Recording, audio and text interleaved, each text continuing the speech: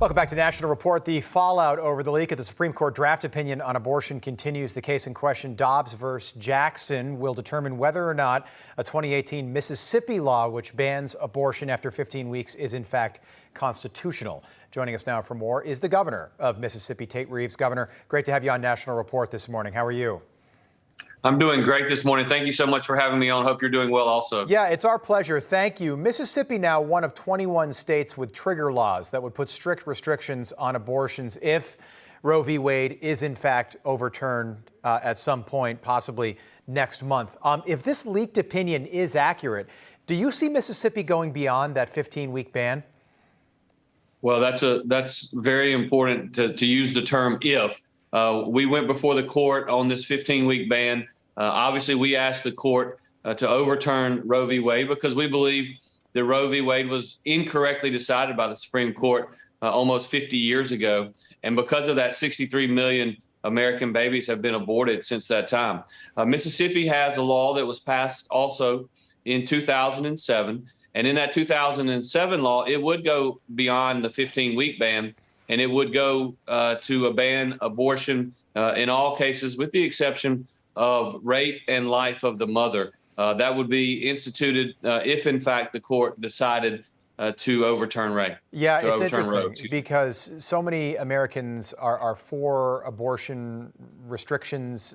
Many are for abortion, but it seems like that third trimester is where people get caught up. A recent poll said that only 12% of Americans are pro-abortion in the third trimester. But what Mississippi is trying to do is in line with the majority of European democracies. In France, it's 13 weeks, for example. I'm wondering what you make of this leak. The fact that we're even having this conversation before the final opinion came to fruition from the court. What do you make of the leak and the fact that we don't know who the leaker was yet? Well, I think that the leak was an unprecedented attack on the institution that is the United States Supreme Court. And I'm very hopeful that they will find that individual that leaked this report. I hope that they will fire them. I hope that they will disbar them if in fact it is a lawyer. And I hope that they'll bring criminal charges to the extent that they violated the law. Because the fact of the matter is that regardless of who leaked it, it's just something that really places doubt on institutions of the United States Supreme Court. And I don't think that's good for democracy long term. Yeah, we saw incredibly violent protests, Antifa, BLM protests, and really riots throughout the country in the summer of 2020. Axios is reporting that a leaked DHS memo revealed the department is getting ready for more violence this summer if this draft opinion is actually the real opinion from the Supreme Court. But the memo was careful not to discourage those protests outside the private homes of members of the Supreme Court. What do you make of that?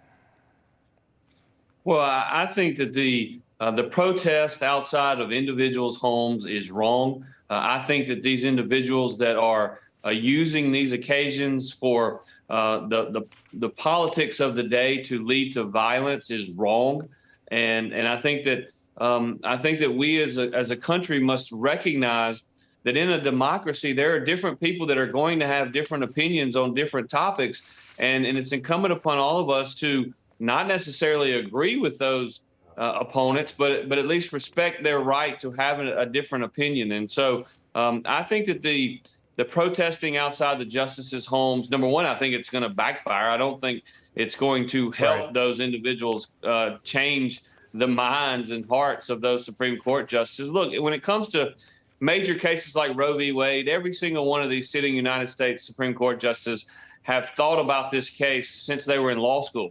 And as has many other lawyers and many other pro-rights, pro-life activists around the country. And so I think it's counterproductive, but I also just think it's bad for society to see these kind of protests outside their homes. Yeah, absolutely. Also against federal law, clearly against federal law. Mississippi Governor Tate Reeves, great having you on. Look forward to seeing you again. Thank you. Thank you so much. Hey, I'm Rob Finnerty. Thanks for watching. If you enjoyed this video, please join the conversation in the comments below. Don't forget to subscribe, too. Hit the bell icon to be alerted to breaking news. And remember, there's a whole lot more on Newsmax TV, America's fastest growing cable news network. Newsmax TV, where real news for real people.